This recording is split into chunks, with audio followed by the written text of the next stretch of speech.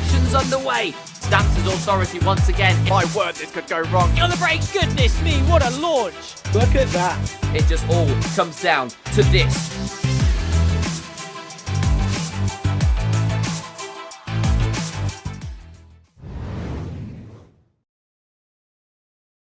Ladies and gentlemen, it's good to be back, and we are here for the next season, season number 9 of the Almost Pro Championship. My name is Joseph Black. I'll be taking you through this season's action, not alongside Owen Boldero for the majority of it, but hopefully he'll be with us for a lot of it, and he's certainly alongside me for this pre-season show. Owen, how are you? And, are you looking forward to getting this one going? Hello, Joseph. I'm doing fantastic, and I'm really looking forward to this pre-season show. Unfortunately, due to schedule changes with uni and things like that, I'm not able to do broadcasts too often, but hopefully things will change and I'll be able to do a lot more with you, because we're going to have a very, very good season coming up. Loads of new drivers coming in and loads of returning ones as well. Certainly will do. It'll be pretty much a brand new Almost Pro Championship. We've got new branding. We've got webcams going on, hopefully, for the season, and you'll get to see both of us, well, at least right now. And you can see right above us, we've got a brand new logo. And, well, how are you liking that in comparison to the previous one? Yeah, this logo, it's a bit of a needed rebrand, I think, now. The APC, it's had the same identity now for 8 seasons, and I think as we move towards that iconic 10th season that we're coming up to next season, a rebrand just sort of freshens it up and attracts a new audience. It certainly does, and, well, I mean, we've had a big new audience coming in over the break. We've had a number of new drivers that will be joining us on the grid for the season, and, well, just another new thing that you will have seen. We have the brand new opening titles that saw you in to today's I say episode, it's the pre-season show of the Almost Pro Championship. But yeah, there's a lot to be excited about. There's a lot there's a lot of brand new stuff going on, and well, there's lots of exciting new things, the titles only being one of them. We've also got brand new URLs for Instagram and YouTube, where we are now officially known as the Almost Pro Championship rather than APC League F1. It's a lot cleaner, isn't it? I think the rebrand, we've cleaned everything up. Yeah, definitely. It was always APC League since the very start, but now that we are known as the Almost Pro Championship, I think it sort of tells you straight away what this league is about and what kind of drivers are in this league.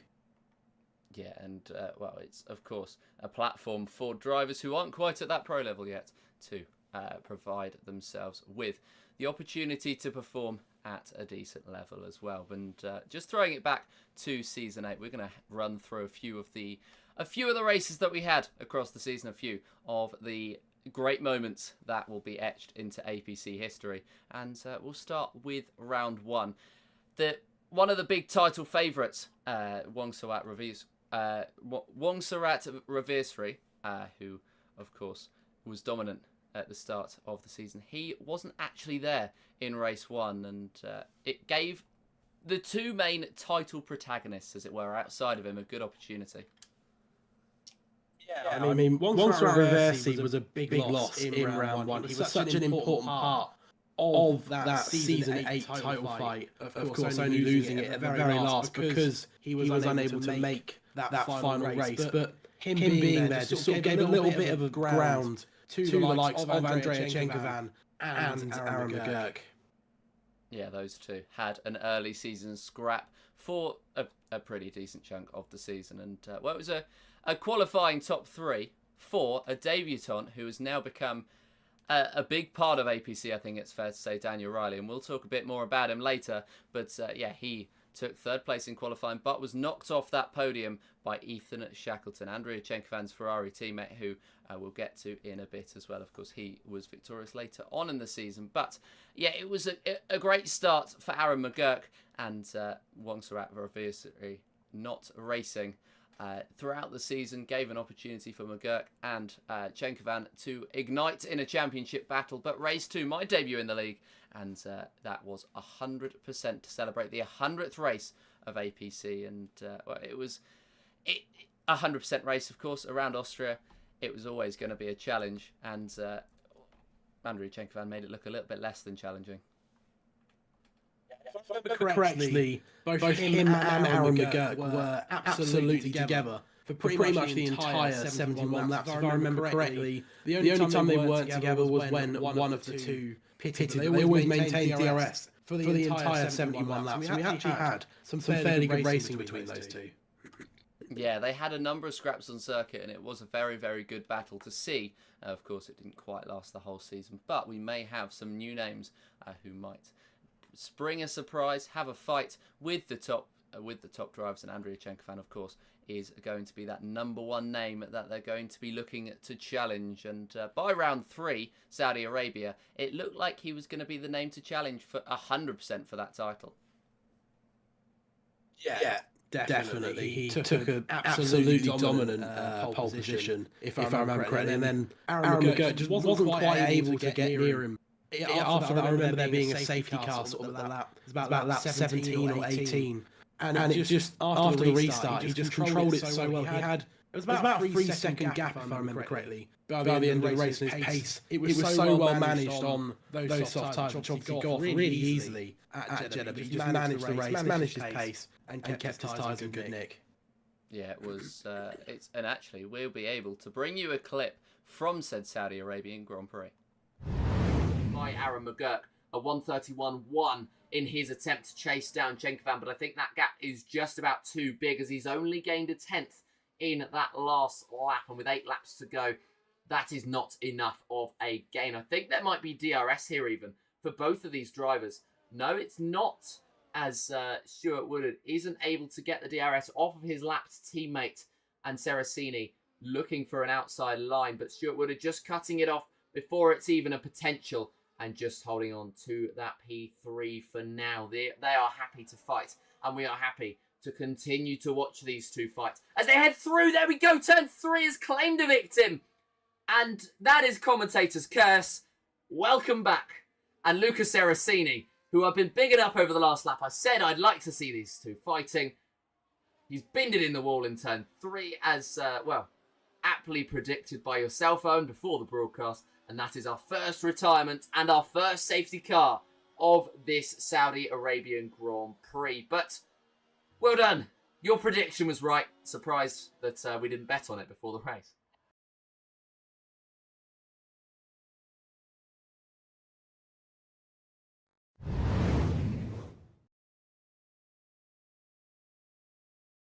Just a little teaser of what we got early on in the season, round number 3, Saudi Arabia, and it was a DNF for Luca Seracini. Everyone pretty much crashes at that turn 3, and he became another victim and the first driver to DNF in that season, season number 8 of the Almost Pro Championship. But yeah, I mean, turn 3 at Saudi Arabia, it's deadly, isn't it? Yeah, it is. And I actually remember I predicted somebody crashing at that turn 3. I said it at the start of the race, and then that safety car was obviously caused by a turn 3 crash. And he actually wasn't the only one, Luca, to fall foul to that incident at turn 3. Brian Moore also fell foul to it, but he did it on the last lap, so he was classified as a finisher with +1 lap, so it didn't go down as a DNF, but he did hit that turn 3 wall. Yeah, it's lucky for some, unlucky for others, I think, and that's the way that it went. Then, after race 3, we headed on to round number 4 and the Great British Grand Prix, which saw the greatest challenger for the title alongside Andriy Chenkovan, Aaron McGurk, who'd managed to keep up with him in the first few races. Just going to read out where he finished. He won, of course, that race 1 in Bahrain, and then 2 second places. So it was set to be a good championship battle, but then he would leave before the Great British Grand Prix, which was unfortunate, and it really created a turning of the tide. Andriy Chenkovan took that victory, but the man in second place sort of woke up a little bit in this season. He'd picked up 1 podium or 2 podiums, in fact, so far, or even 3 podiums. I'm reading this completely wrong, but he really awoke his season, and he really became a challenger. Yeah, definitely. I mean, over the next sort of few races, as we talk about it, you'll see the rise of Ethan Shackleton and the pressure he actually, in the midpoint of the season, that he put on Andriy Chenkovan. And it was really good to see. And I mean, he's a seasoned APC veteran. We saw him obviously have title fights in various different seasons, including seasons such as season 6, if I remember correctly. So yeah, it was great to see him have another good title fight. Yeah, and he continued his podium streak in that 4th race, but the 5th race went just that little bit better for him as we had our first sprint race of the season. It was not broadcasted, but Ethan Shackleton did take the victory ahead of Andrei Chenkovan, and it felt like the Ferraris were going to have an incredible battle. Yeah, well, they were going to have an incredible battle for the championship. The constructors, not so much. You know, they're just two fantastic drivers battling it out. They just had the constructors on lock pretty much from the very start of the season. But amongst themselves, they had a really, really good battle. I remember at Spa, if I remember correctly, they had a really, really fantastic side-by-side in the first sector. And it was just really good to see Ethan Shackleton's pace increase throughout F1 24. Yeah, well, it was very good, and hopefully he'll be back and fighting at the top for the next season. But looking a little bit further down on that podium, it was a good fight between Luca Serafini and Connor Stewart-Woodard that came to a head for Luca as he crashed in that sector too. But they were both showing very good pace in the season. Luca and Connor, who'd, of course, we just watched that Saudi Arabian Grand Prix fight where they were fighting just that little bit, and it looked like that might be a battle that spiced up. Yeah, and I mean, it was a fantastic podium for Connor. It was one of his best races that I'd actually ever seen him do in APC. Usually he sort of struggles a little bit, but at Spa he had some great pace and he was able to take that podium away from Luca. Of course, Luca crashing. Yeah, it was a very, very good drive from Connor, and he hoped to take that momentum and another podium into the next race at Hungary. And, well, he certainly did. Andrei Chenkovan taking pole position, and Carl alongside him, that would have put him in a great place. Yeah, it would have, 100%. And, well, he dropped that position to Ethan Shackleton early, who instigated a fight between himself and Chenkovan. And, well, as soon as Chenkovan managed to break free, this ended up happening.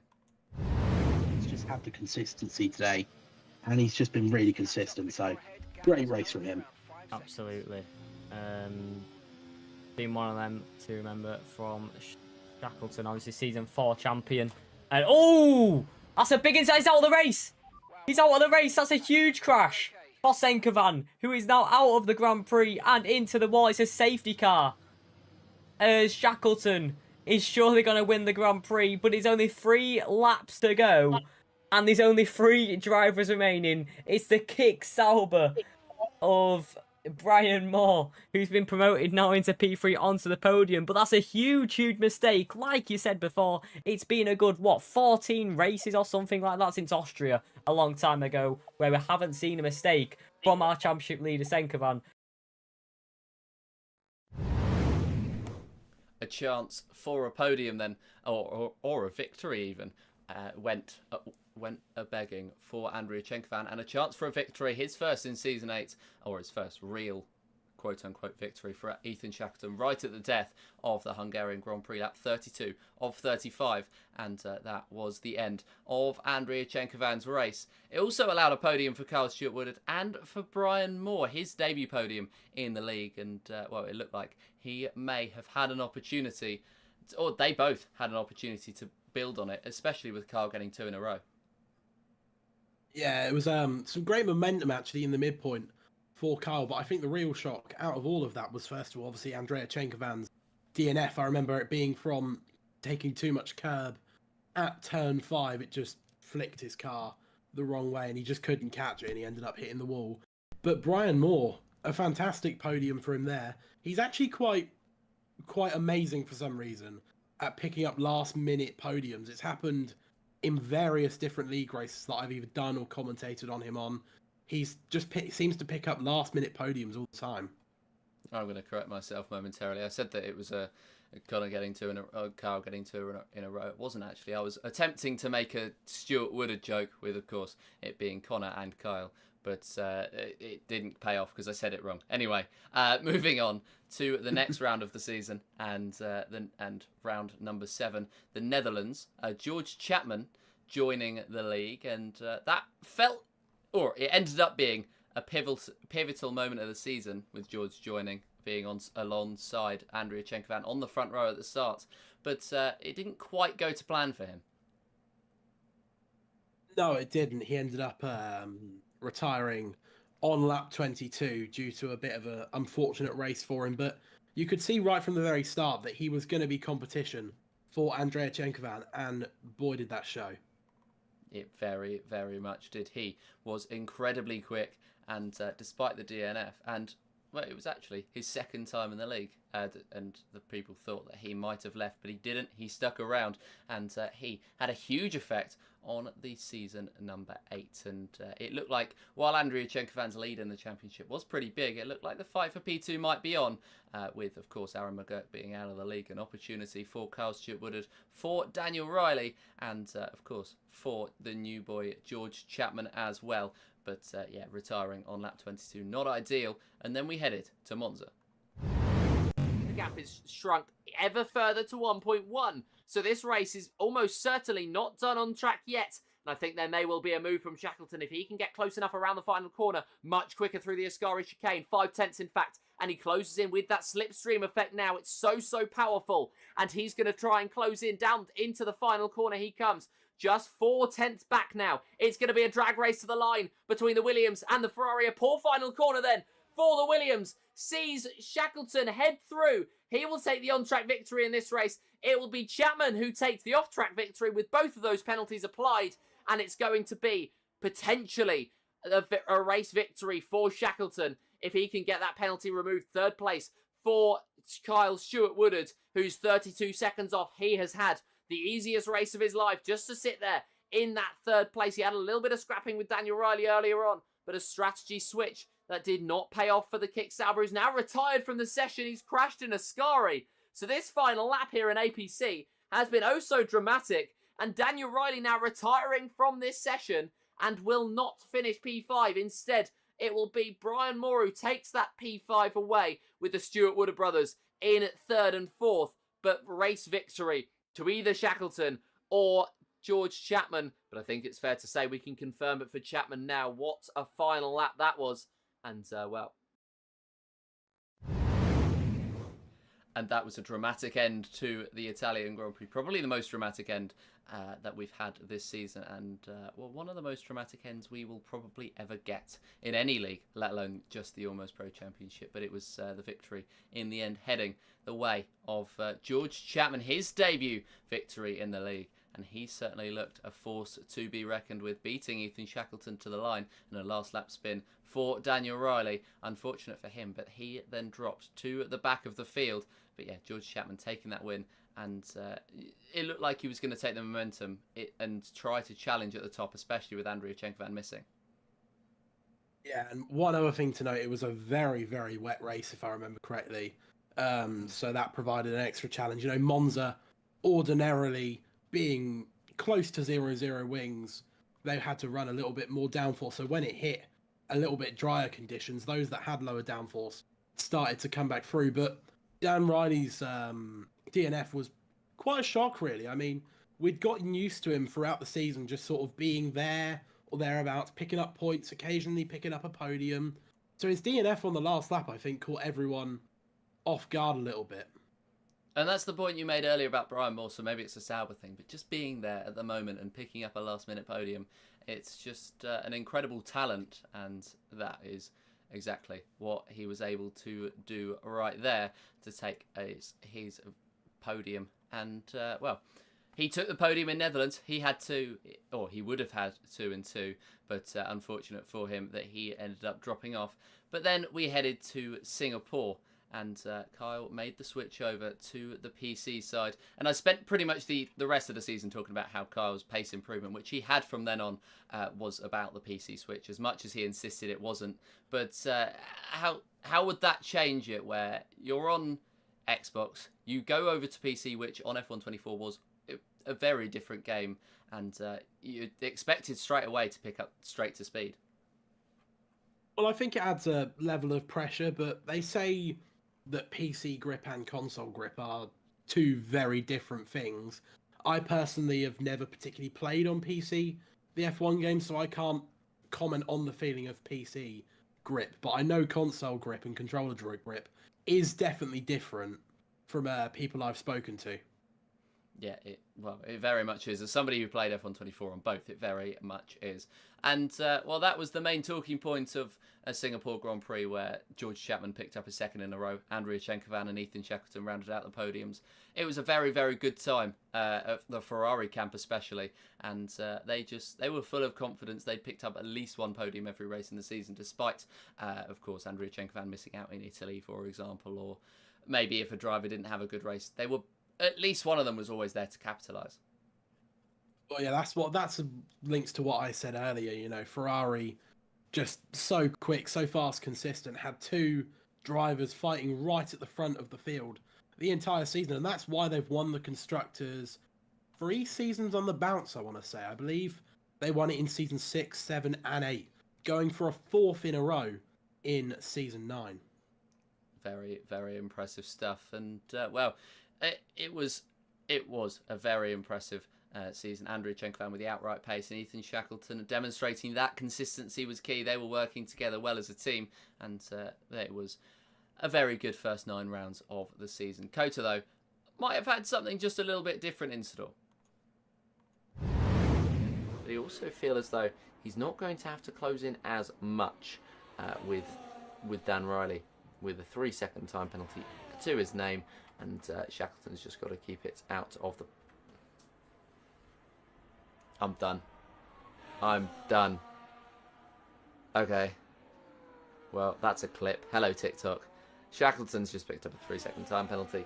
It's yet another commentator's curse.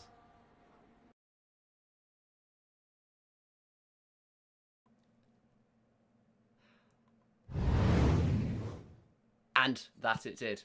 Ethan Shackleton picking up what the commentator's curse, my bad, and dropping off of the podium, ending up down in 4th place, and Dan Riley picking up that podium alongside Andrea Chenkovan and George Chapman. But it felt like those two were consistently at the top, and that 3rd place always up for grabs. Ethan had it most of the time, but Daniel Riley picked it up then in that round number 10 of the season. Heading into the latter stages, it was all about not only that P1 in the championship that looked like it was Andrea Chenkovan's, not only about the Constructors' Championship, which looked like Ferrari were ready to wrap it up, but it was about that P2 that I mentioned earlier between Kyle, Daniel, and now involving George as well. Yeah, they all had a very, very good battle, and I think this is the point where George Chapman really began to feel like a threat for the entire grid. You know, he was a threat at the top for Andrea Chenkovan, taking crucial points away from him in the championship. But then he was also a threat to Kyle and Dan Riley in the championship standings, as he threatened to go for that, I believe it was P3 in the championship, which he very, very narrowly missed out on in the end. Yeah, very narrowly missed out on, and tempers would rise, but not quite yet as we headed to Brazil. It's still anyone's. Anything can happen on this final lap. You know, we could see some heavy battling between George Chapman, Brad, and Andrea Chenkovan, and even Kyle or Ethan Shackleton could still take this win. So let's see what happens as we head on to the final lap of this race and what has been an amazing Brazilian Grand Prix. Yeah, first 3 corners completed for Chapman, Gibb, and Chenkovan. And DRS is open for Gibb and Chenkovan. Chenkovan pulls to the inside line. Gibb feels as though he has to back out. Chenkovan not only makes 1 move, makes 2. Off the circuit goes George Chapman. Chenkovan gets back through into P1. Gibb tries to go around the outside of the Williams, but he's squeezed so tight off of the circuit. Goes the Haas, and Chenkovan facing the problems that he had earlier when he was just struggling for grip. Once again, goes off of the circuit, hands P1, P2, and P3 away. Actually, he handed P4 as well, but Shackleton gave him the position back. Chenkovan has bottled this race victory, and now he's just got to pick up the scraps as they head out into the final braking zone on this circuit. George Chapman, who made a mistake on the final couple of corners of the first sector has managed to make his way back up to the top. Penalties may be impending, but there's one thing for sure, and that is that the Williams is going to take 3 and 3. Brad Gibbs makes it a photo finish, and Kyle Stewart Woodard takes a podium. Jacob Van holds on to P4, Shackleton P5, and then Dan Riley and Connor Stewart Woodard will be the final finishers, but that was a last lap that lived up to its billing.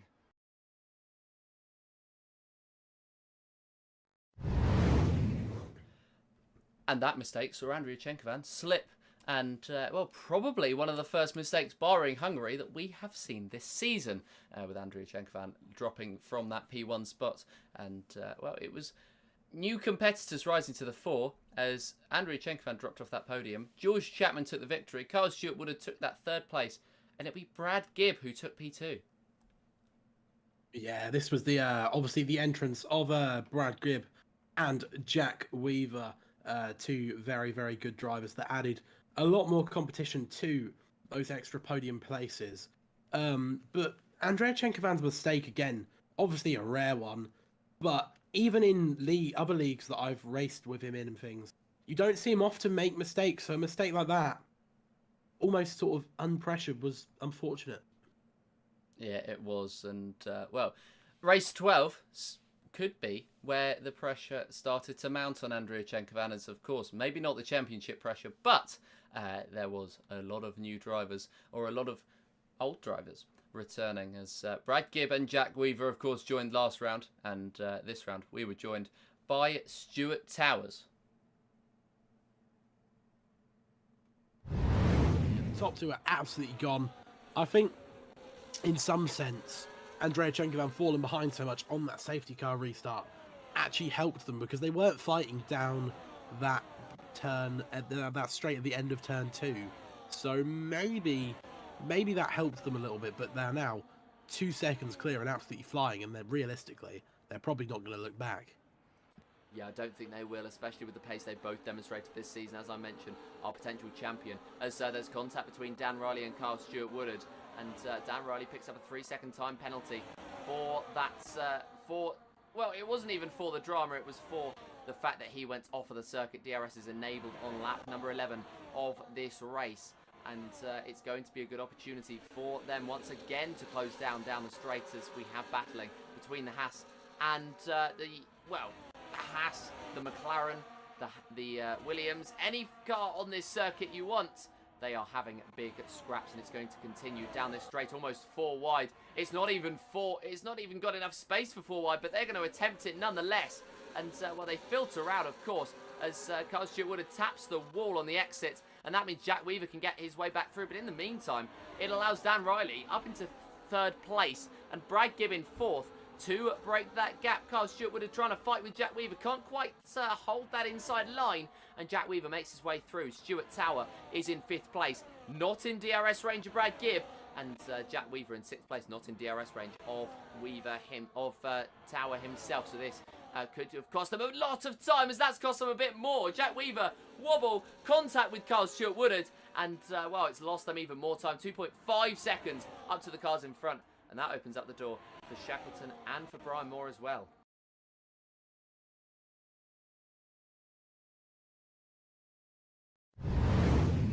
Van, it's been the season of champions. It's been the drive of champions.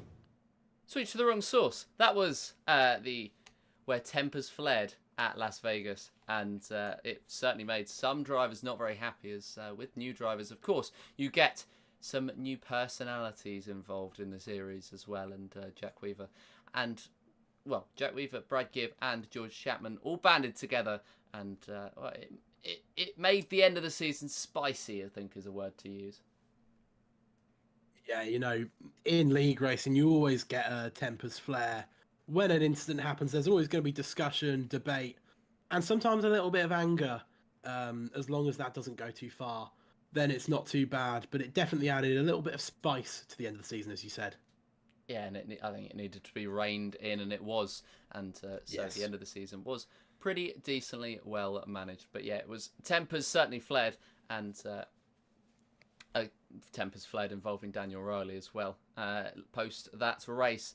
And in the meantime, on track, George Chapman took the victory. Andrea Chenkovan took second, and Brad Gibb took third, while Stuart Towers took fourth on, I don't want to say debut, but return debut in season number 8 in what was a very, very good performance. And race 13, Andrea Chenkovan ended up taking that championship, taking that victory, and becoming the season 8 champion. Chenkovan, it's been the season of champions. It's been the drive of champions. He's going to come across the line and seal this one. Victory for Chenkovan means a title for Chenkovan. Season 8 of the Almost Pro Championship heads the Croat's way, and he has sealed it in style. Second place will be taken by Ethan Shackleton, his teammate, who didn't quite do enough to stay with his teammate as they headed up to the line. And he looked threatening in the middle of the season, but a 1-2 for the Ferrari team was topped by the championship victor and the man who's looked so quick across this season. Dan Riley takes that third place, and he will be ecstatic about that podium and that 5-point swing ahead of Carl Stuart Woodard.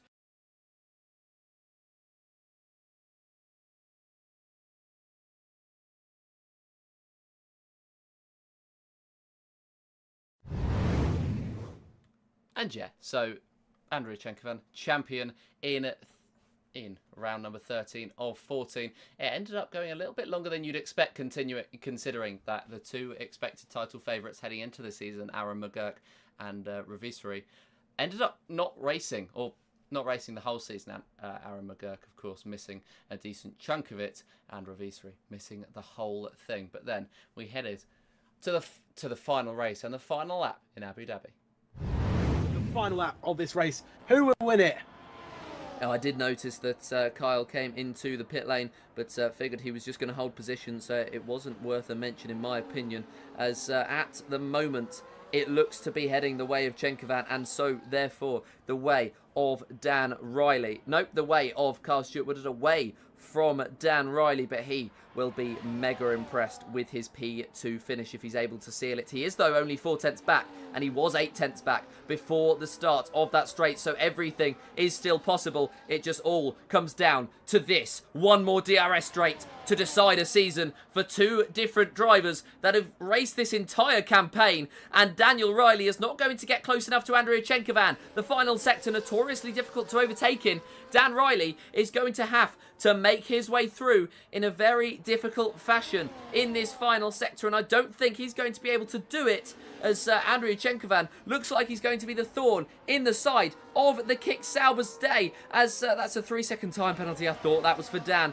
It wasn't. It was for Connor. But for Andrea, he's going to take it home. It looked very tetchy at one point, but he's managed to seal it pretty comfortably. Andrea Chenkovan wins the final race this season and, crowns his championship. Dan Riley will come home in P2. Stuart Towers will, he'll mark his return to APC with a P3. And that is the results that we were expecting from the Williams man, rather than fighting with Connor further down at the back. Then Kyle will roll home in P4 as he, he's tried to get that fastest lap. We will see whether he's been able to do that and nabbed a point back, as I think he was trying to do maths on the fly and he decided that just to be safe he would come in and make the swap. But yeah, he's going to come around the final few corners now, the man in 4th place, and I think he's going to come across the line in 4th place and seal that championship P3 for himself around the final corner, nice and slowly and tentatively, and he's up to the line. Fastest lap of the race is what he sets, a 24.5, so whatever mental maths he did, he will be happy about that one, even though it overall means nothing. Brian Moore will come home for another haul of points in 10th, and in 5th, 10 points even is what I meant to say he's going to bring home, and Connor Stuart Woodard will round out our field. Jack Weaver, our only DNF, Andrea Chenkovan, our champion, and we now have a P3. It's not Dan Riley, whose heartbreak will turn to horror as he notices that not only did he miss out on that race win, he misses out on the P3 in the championship, but for Kyle, it is going to be absolute jubilation. He's been fighting for this P3 so hard this season, and it's going to feel great.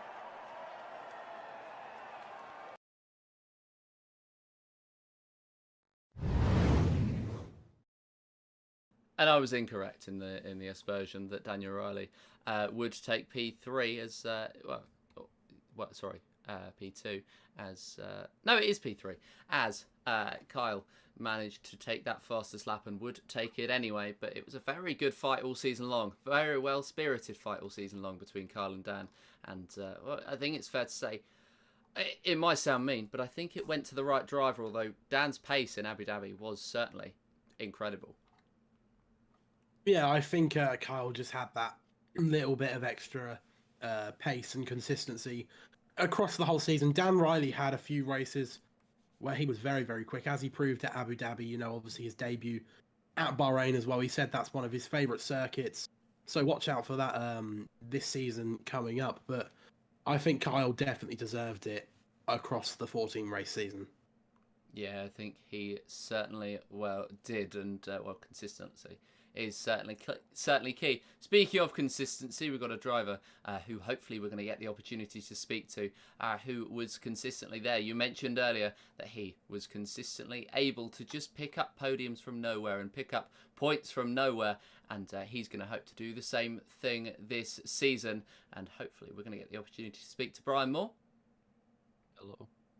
Hello, wonderful. Just talk to us about last season in particular, and how you felt that went for you.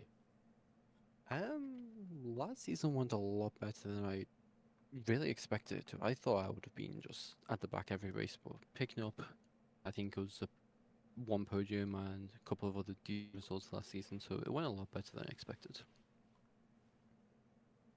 That's fair enough. And, well, I mean, looking into next season then, how are you finding F125? Because I know F124 wasn't particularly the most fun game. How are you finding F125, and more specifically, how fast are you feeling? I'm finding F125 a lot nicer to drive at. As for fast, I'm probably feeling about the same pace as last game, maybe a little bit faster this game. Fair enough. And, well, what tracks are you looking forward to the most? I'm gonna have a quick look at the calendar now. What track? Austria. Obviously made my debut last season at Austria, so looking forward to be back there again. Netherlands, I always feel like I do good round there, and then Qatar. They're probably the three which I'm most looking forward to. I mean, they're perfectly respectable tracks. I think they fit an archetype, in my opinion. But, yeah, that's entirely fair enough. Owen, have you got anything for Brian? I do, yes. So obviously, your teammate this season is not Dan Riley. I believe, if I remember correctly, it is now Jack Weaver. So do you think you can have as good chemistry and work as well with Jack Weaver as you did Dan Riley? Sorry, 1 second, quick. Oh. That's fine, and I think it's a good opportunity to speak about the teams, and we have a few new teams. But yeah, I mean, Brian, if you want to give us your take. Yeah, no, I feel like me and Jack, I feel like we could be a good team this season. Obviously, after driving last season with Dan Riley, different to have a new teammate, but it's exciting to have a new teammate and see how we do this season.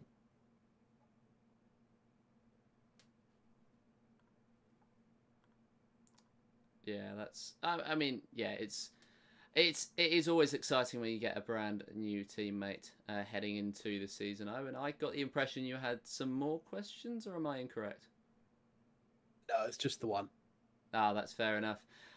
Maybe I'm getting a bit eager and ahead of myself ahead of the season, but yeah, I'm sure I have plenty of questions for you, Brian, heading into the season. But for now, I think that'll be that.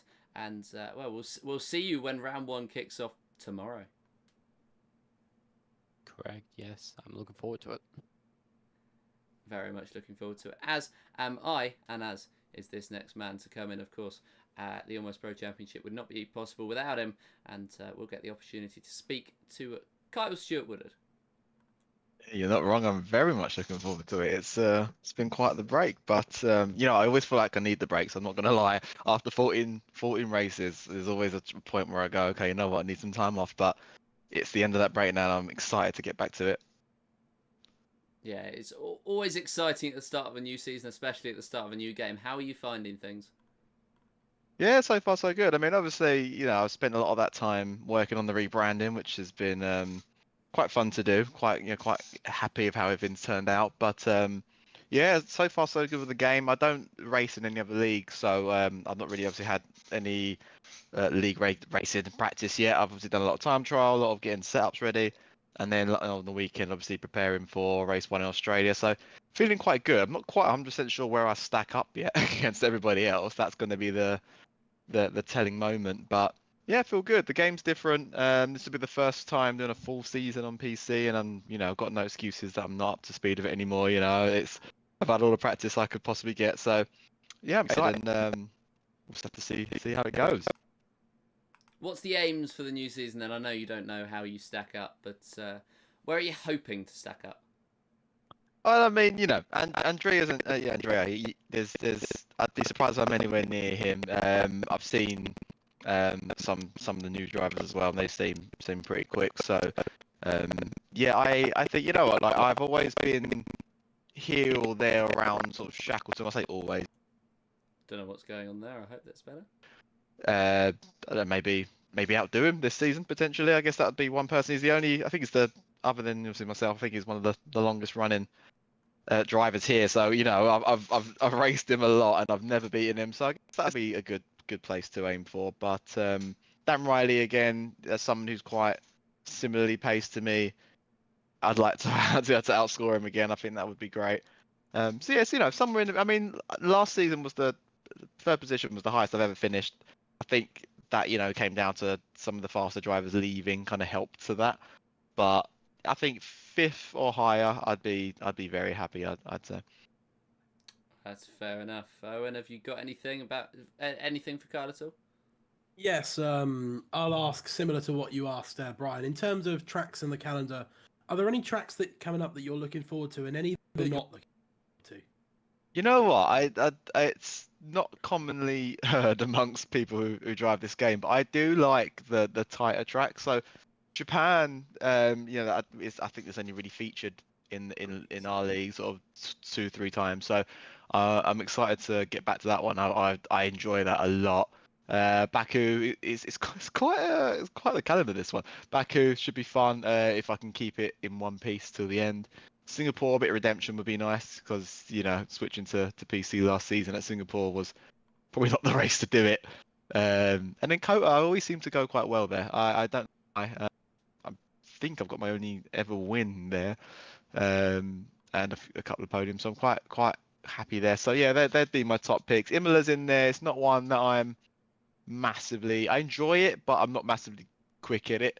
So it's the same with Silverstone. It's another one that I really enjoy, but never really can't really keep up with the fast boys. So yeah, I'm excited for. I think Japan, sort of Baku, Singapore, Texas. I think they're the big ones I'm looking forward to.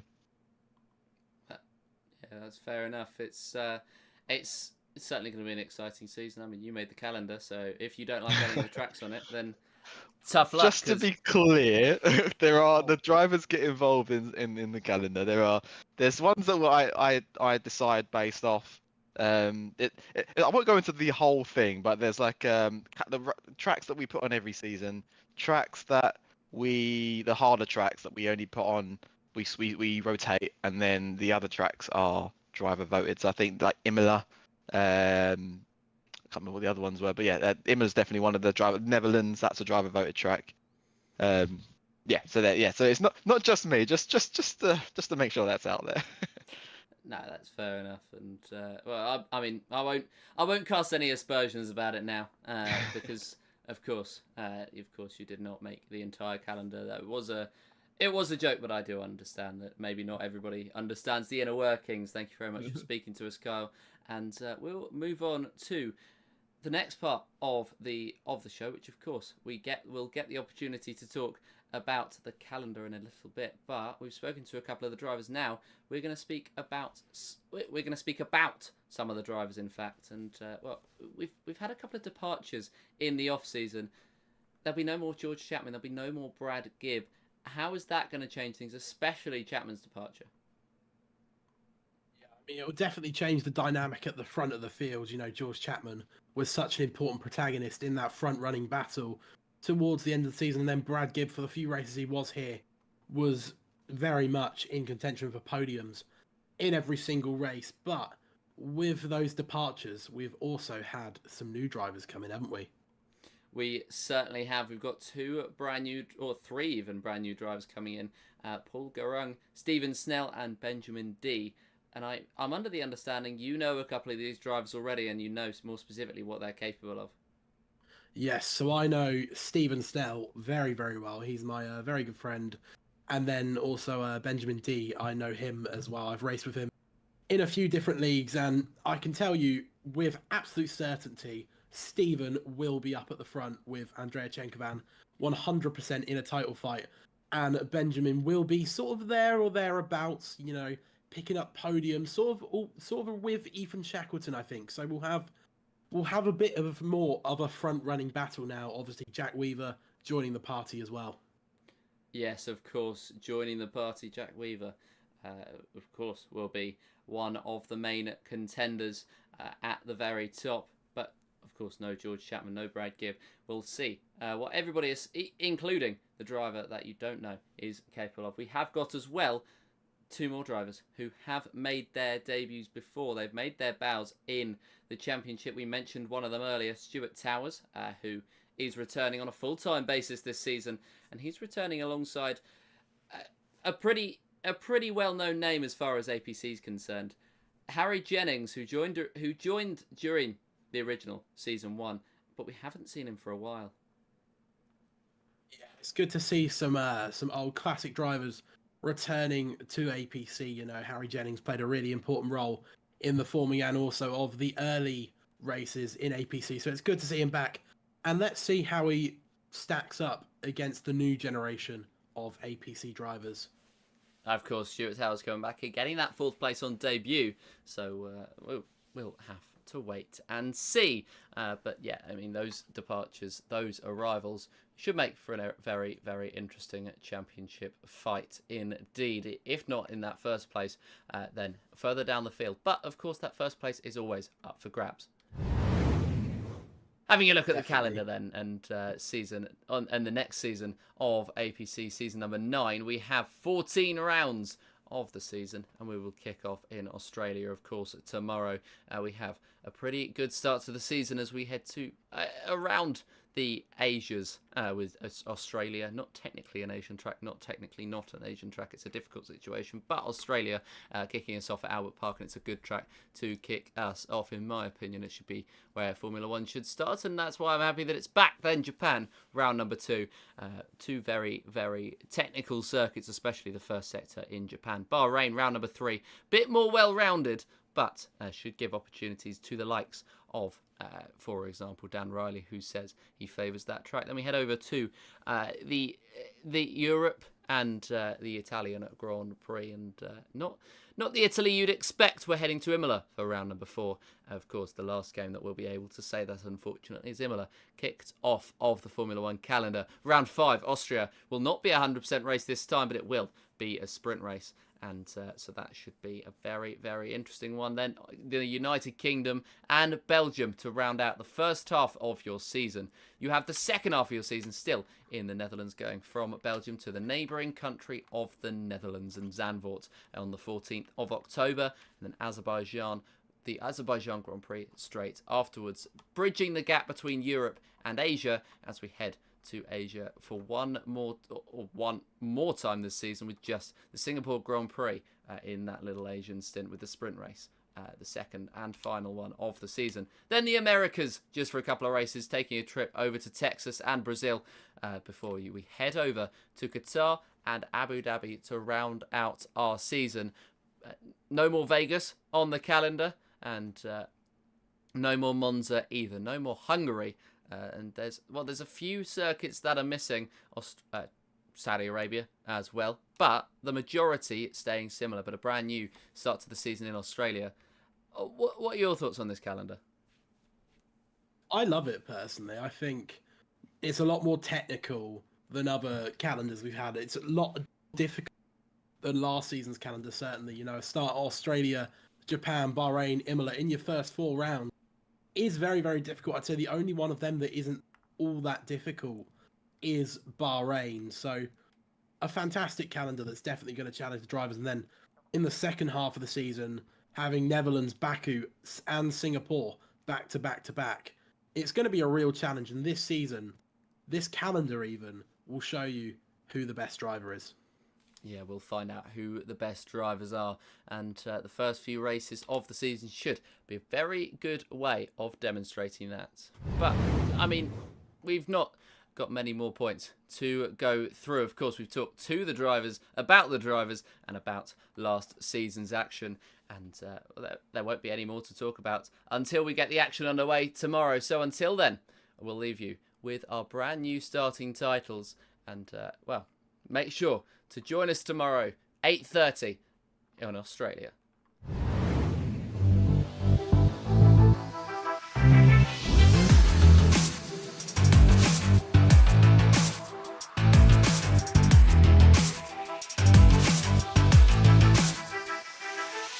The action's underway. Stamps' authority once again. My word, this could go wrong. On the brakes, goodness me, what a launch! Look at that.